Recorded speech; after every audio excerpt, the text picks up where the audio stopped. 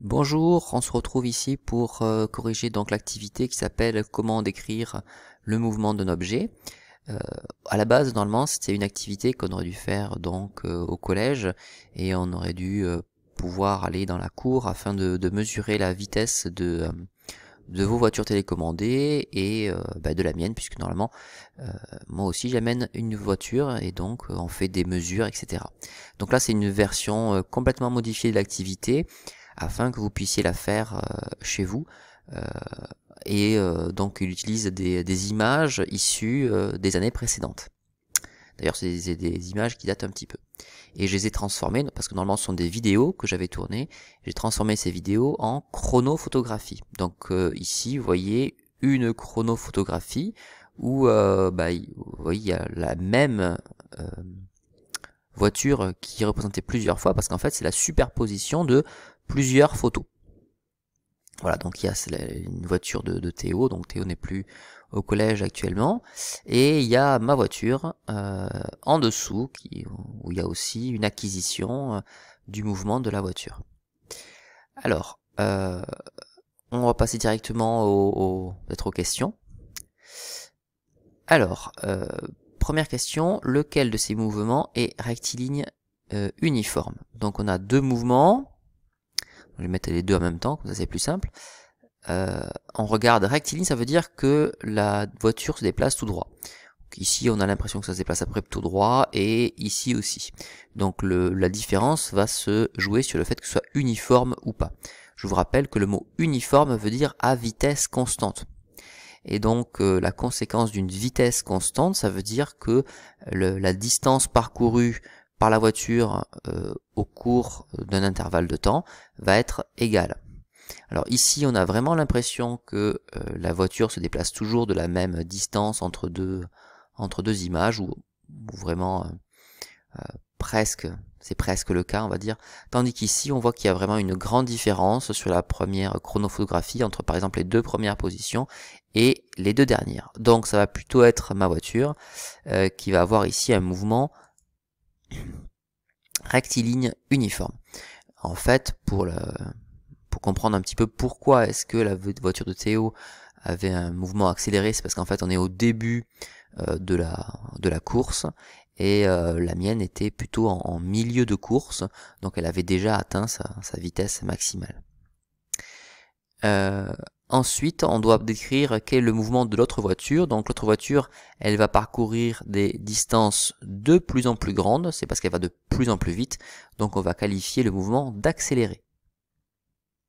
À la question 3, donc il fallait justifier la réponse de la question numéro 2, et j'ai donc marqué que l'autre voiture parcourt des distances de plus en plus grandes en des temps égaux, donc on peut en déduire que la vitesse augmente avec un T à peu. Hop. On passe donc à la question 4. On doit revenir sur le document 1, utiliser l'échelle afin de calculer la distance qui sépare les positions 4 et 5. Donc je vais revenir. Hop. Alors, qu'est-ce que c'est que l'échelle? L'échelle, c'est ce trait-là, donc avec deux barres, une barre de chaque côté.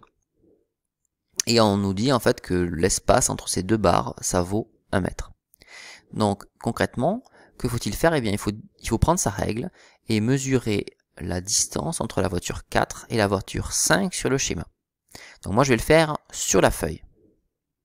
Alors sur la feuille, si je mesure la distance entre la voiture 5 et la voiture 4, il faut que je prenne un point de repère. Par exemple, je peux me placer au niveau de la roue de la première voiture, et donc il faut que je mesure jusqu'à la même roue de la voiture précédente.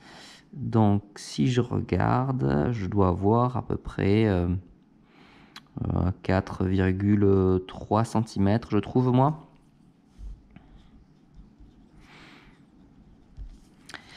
Et si je mesure le trait associé à 1 mètre, pour moi il fait 2,2 cm.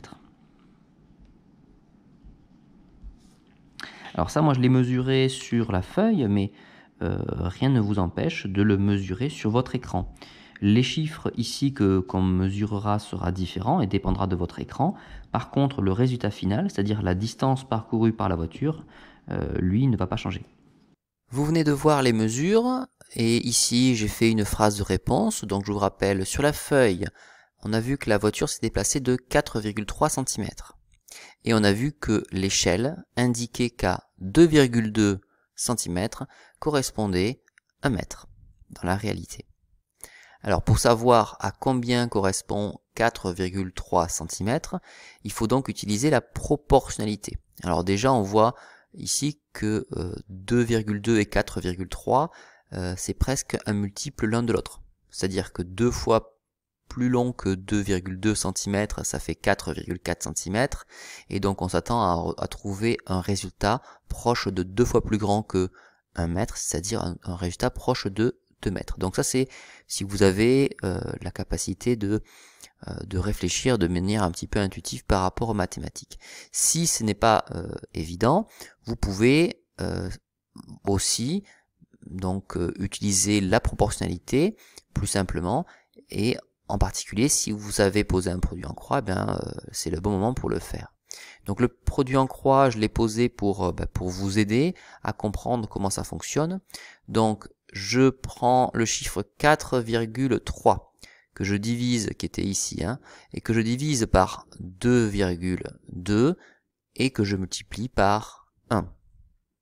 Si on fait ce calcul-là, on trouve donc 4,3 divisé par 2,2 égale fois 1, ça change rien, et donc on trouve un chiffre proche de 1,95. Et je vous avais dit donc qu'on allait trouver un chiffre proche de 2, c'est effectivement le cas. Maintenant, il va falloir calculer la vitesse. Alors j'ai précisé que c'est la vitesse maximale de la voiture télécommandée de Théo. Alors pourquoi est-ce que c'est la vitesse maximale? Je vous remontre. C'est la vitesse maximale parce que c'est le moment où ici elle a parcouru la plus grande distance. Alors, je vous rappelle ici la formule qui permet de calculer la vitesse. V égale à D sur T, donc qui veut dire D divisé par T. Donc je remarque la formule, c'est la première étape du calcul. Deuxième étape du calcul, il va falloir remplacer D et T par les valeurs. Donc je marque égal. D, on a vu à la question précédente que ça valait 1,95, que je divise par, alors, le temps que ça a pris à la voiture pour parcourir ces 1,95 mètres. Alors ça, on peut le lire sur l'image.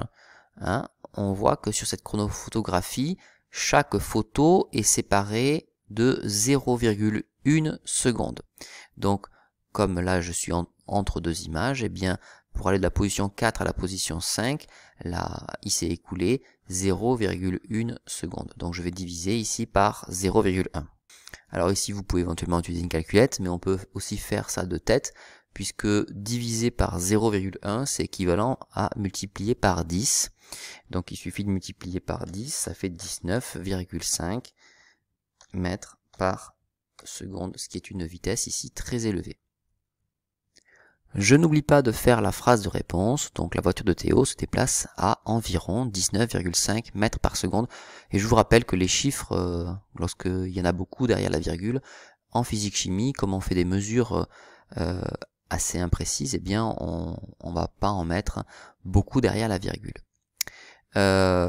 Question 6, on va essayer de réaliser la même démarche, mais pour ma voiture. Donc pour la deuxième chronophotographie, je vais utiliser exactement la même technique. Je peux mesurer la distance entre deux voitures. Donc là, entre la position 6 et la position 5, moi je trouve 2,3 à peu près. Donc ici 2,3 cm. Et alors normalement j'ai utilisé la même échelle. Et là on est effectivement à 2,2 cm. Donc comme ces longueurs sont très proches, on s'attend à ce que la voiture va avoir parcouru à peu près 1 mètre. Donc je dis, pour trouver la réponse, il fallait vraiment faire la même démarche. Donc en fait ici, pour l'instant, j'ai fait juste un copier-coller et il va falloir que l'on change les chiffres pour trouver la réponse à la question 6. Donc, à la question 6, la voiture n'a pas parcouru 4,3 cm, mais seulement 2,3. Ensuite, l'échelle, par contre, elle, on l'a vérifié, n'a pas changé. Donc 2,2 cm qui représente 1 mètre. On utilise toujours la proportionnalité, et donc il faut faire 2,3 divisé par 2,2 fois 1, et donc ça on va calculer combien ça vaut. Je fais donc 2,3 divisé par 2,2 et je vais trouver quelque chose sûrement légèrement supérieur à 1. Et donc je trouve 1,04, on peut éventuellement arrondir à 1,05 par exemple pour le chiffre qu'on va retenir. Donc ici, c'est égal à 1,05.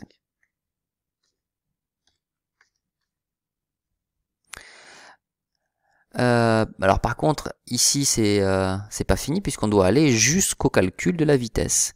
Donc je vais reprendre ce qui avait été marqué au-dessus et simplement donc adapter à cette nouvelle question. La formule V est égale à D sur T, il faut quand même la noter à nouveau. Par contre, bien sûr, on va changer les valeurs.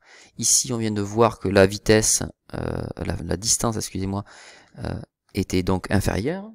Par contre, sur la deuxième chronophotographie, les images sont également prises tous les 0,1 secondes. Donc ça ne change pas. Par contre, ce qui va changer, donc, c'est le résultat. Donc si je multiplie par 10, 1,05, ça fera donc 10,5.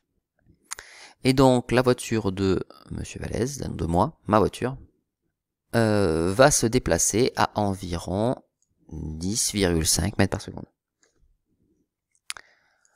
D'après vos calculs, quelle voiture risque de gagner la course? Bien évidemment, s'il y en a une qui va à 10 mètres par seconde et l'autre à 19 mètres par seconde, eh bien c'est la voiture la plus rapide, c'est-à-dire celle de Théo, qui risque de gagner la course.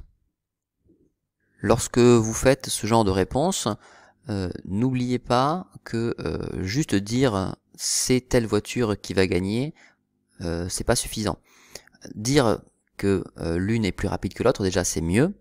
Et lorsqu'on a des valeurs, que ce soit en histoire, SVT, physique-chimie, sûrement en technologie aussi, et qu'on vous demande d'expliquer, eh bien il va falloir rappeler ces valeurs-là. Donc c'est pour ça que j'ai rappelé dans la réponse que 19,5 c'est supérieur à 10,5 mètres par seconde.